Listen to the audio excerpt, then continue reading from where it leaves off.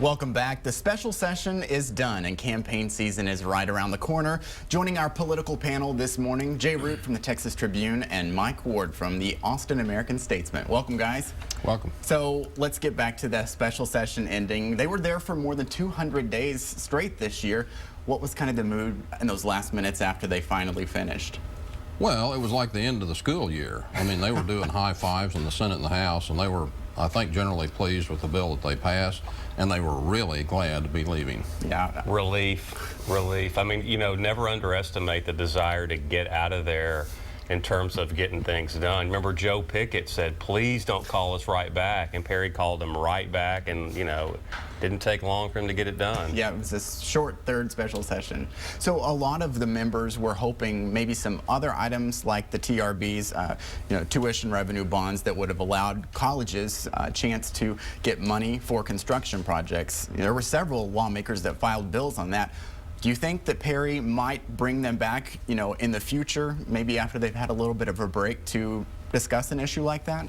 I have been told not to predict the future, so, it's possible. I'm going to go ahead and predict the future, though, and say probably not. Mm-hmm. What do you think, Mike? I think that's probably right. I think if they come back on a special session, it'll probably be over something else, school finance or, who knows. There's some other topics out there, but I don't think the TRBs will bring them back. Mm-hmm. But he can call special session anytime he wants, and what he has like 17 months left in his tenure until he, I guess, retires from the governorship.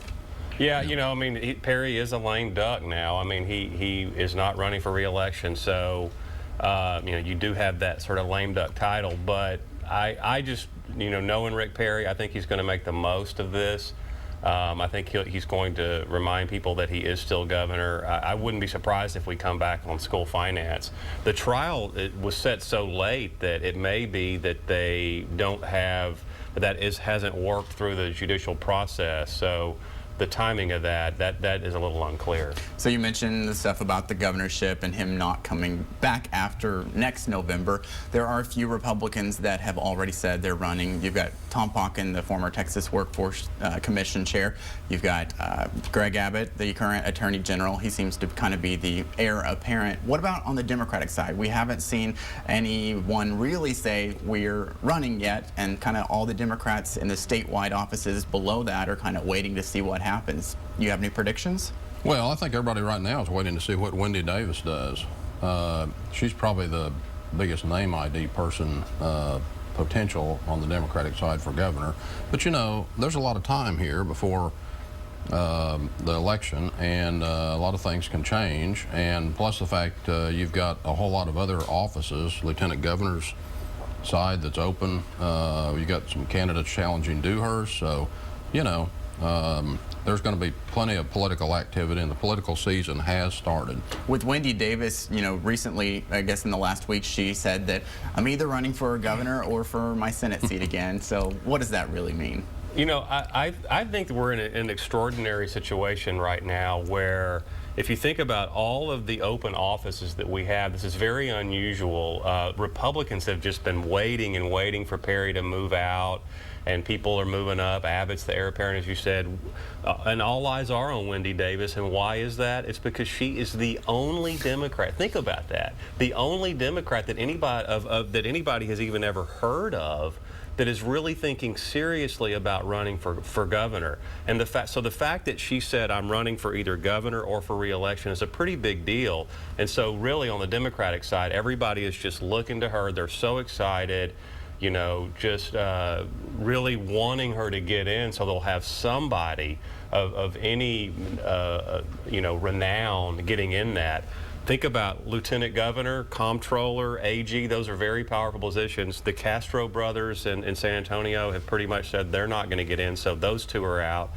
People have talked about maybe Kirk Watson. I think he's probably running for re-election to his Senate seat. So, you could have a situation where Wendy Davis is running for governor, and then nobody you've ever heard of running for these other positions. Well, let's wrap it up with lieutenant governor, because there are a lot of people running for that on the Republican side.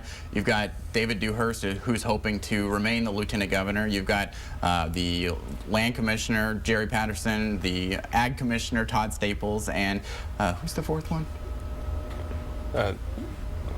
Did you not say them all? Well, you got, Dewhurst at this point came out of the session. They passed the bill that needed to be passed. And Well, you know who the fourth one is, Dan Patrick. That's what I was trying to get you to say. I'm you sorry. know, and it seems like he's kind of Sorry, the Dan. wild card. I was waiting to quiz you guys. So, you know, he is the big conservative in the Senate. Do you feel like he has a chance? Oh, sure. Patrick's got a constituency across the state, and you know, I think that race in coming months is going to be really interesting. You've got people who are going to be vying to see who's the most conservative and who's the authentic conservative, and so I think there's going to be some good, healthy political debates on that as part of that race.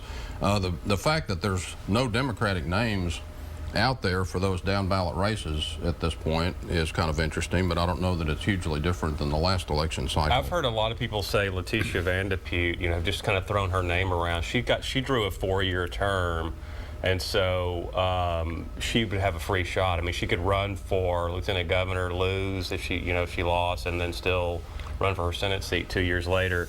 In terms of Dan Patrick, my recollection was in our Texas Tribune poll, he was the second candidate there. So yeah, of course. I mean, he's got a huge constituency. He's got the radio presence, all of that. You know, I think that the lieutenant governor's race could be a situation where the people that we're talking. I mean, Dewhurst may not even end up making a runoff. I mean, it wouldn't be unprecedented for the sitting office holder to not make into a runoff, you know, after sort of a controversy, or in his case, a loss. You know, in 1972, Preston Smith didn't make it, was governor, and he didn't make it into his own primary. So, you know, unexpected things can happen in politics. But I wouldn't count Dewhurst out at this point. Dewhurst, if nothing else, has a large amount of money to run, and has shown in the past that he'll use that in races as personal money. And, you know, there's a lot of time between now and the election, and a lot of things can change.